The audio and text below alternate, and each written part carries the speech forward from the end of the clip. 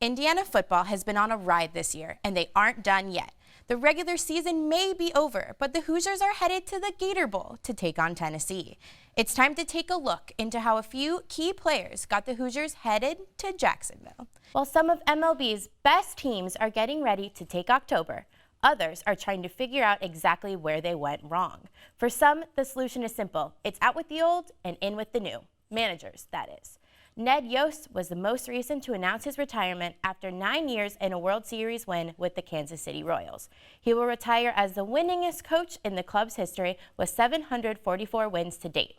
Today featured the return of two starting quarterbacks, Jacoby Brissett back for the Colts and Nick Foles back for the Jaguars.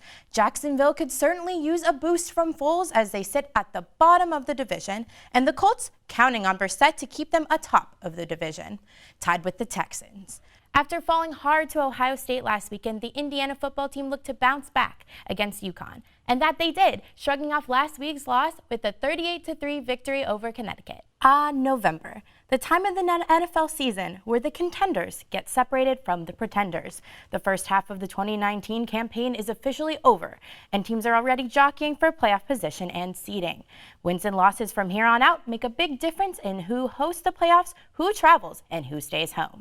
So on to the diamond, we have the Cubs and the Cardinals facing off in a decisive series for the Cardinals' postseason hopes.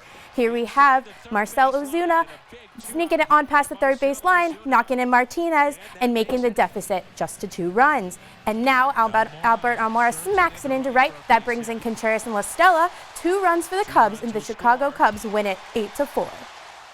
On Saturday, the Cubs can clinch the NL Central and home field advantage with a win and a Brewers loss.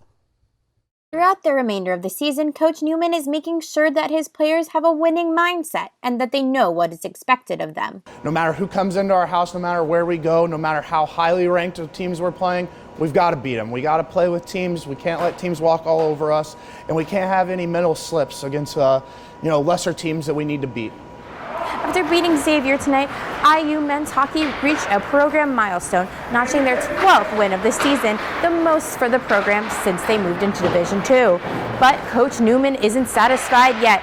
He has much loftier goals for the team. The Steelers may have lost more than just the game as starting quarterback Ben Roethlisberger left due to injury and did not return.